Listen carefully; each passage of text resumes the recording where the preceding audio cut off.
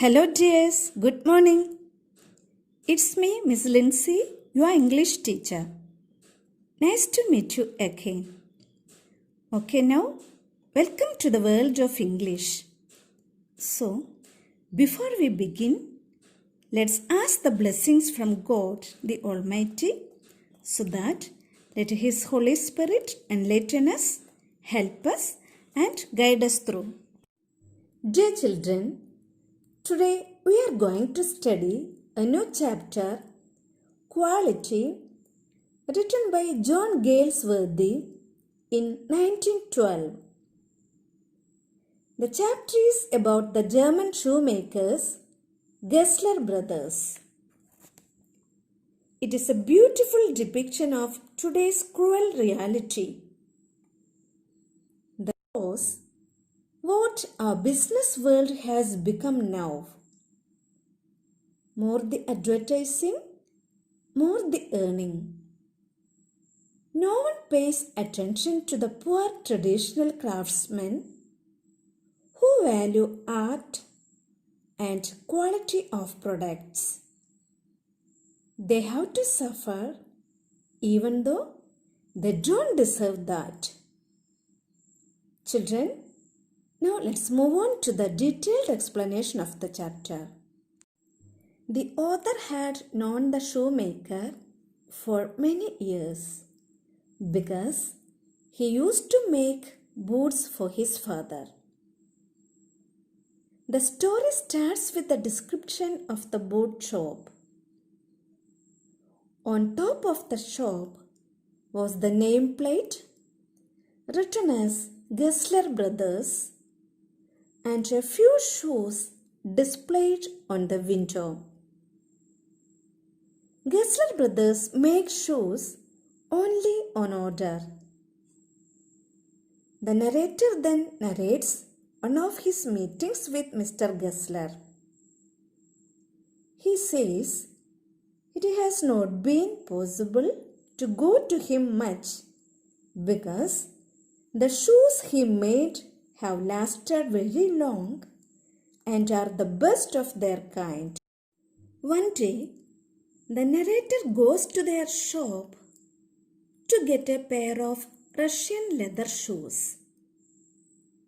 Mr. Gessler retreats upstairs and comes back after some time holding a fine golden Russian leather piece. After the narrator's approval, he says he will get his shoes tomorrow fortnight. One day, the narrator goes to their boot shop and tells him that the last shoes he got from him creaked. After a long pause, Gessler asks him to bring the shoes and he assures that if he can't repair them, he will give the money back. Another day, he goes to Gessler Brothers to order a new pair, wearing a pair of shoes which he bought due to some emergency from a big firm. Mr. Gessler at once recognized that the shoes are not made by him. He touches a particular spot on the narrator's shoe where it is not comfortable for the narrator and says that it hurts there. He expresses his contempt that those large firms attract customers through shiny, impressive advertisements to sell their inferior quality products. Then the author explains to him under what circumstances he had to buy those shoes. The new shoes lasted nearly 2 years. And in his next visit, he receives quite a shock. When he enters the shop, he sees the younger Gessler brother, who informs him of elder Gessler's death. That day, he orders several pears. It takes a longer time to make them, but the quality is even better than the previous ones. Soon after, the narrator leaves for abroad and returns after over an year. After his return from abroad, the first shop that he goes to is Mr. Gessler's. Mr. Gessler, who has turned 75 years, is unable to recognize the narrator at first. Narrator gives a huge order.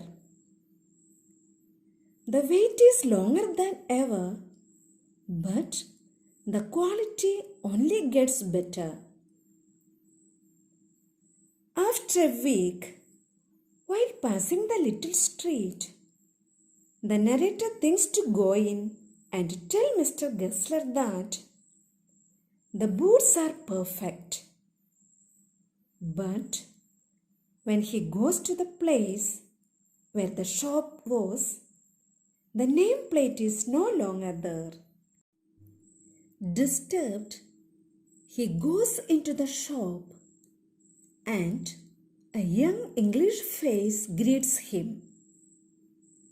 The narrator inquires about Mr. Gessler and comes to know of younger Gessler's death. Upon hearing this, the narrator is quite shocked. The young man explains to him that Gesseler died from starvation. He used to devote himself to shoemaking so much that he used to forget about everything else. All the money went in the rents and leather. The fate was quite obvious from the beginning. But both the narrator and the young man agrees that the Gessler brothers made good quality boots. The main theme of the chapter is commitment. Yes, commitment to one's work, to one's passion. Every worker is an artist if he loves his work and is immersed in it. The Gessler brothers' commitment towards their work is really touching. For them, the struggles, the hardships are nothing as long as they keep doing their work. The ending of the story is quite sad. There is a sense of loss and grief.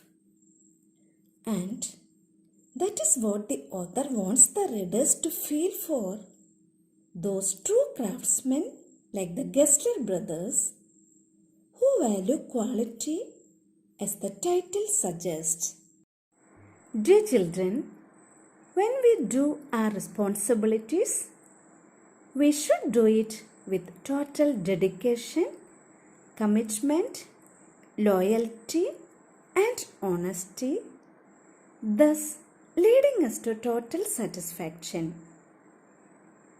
We should not wait for the worldly rewards and appreciation, but the happiness and satisfaction which we experience is more important. Children, hope you could follow me. So now it's time to wind up the session today. I request all of you to like and subscribe my channel. Thank you.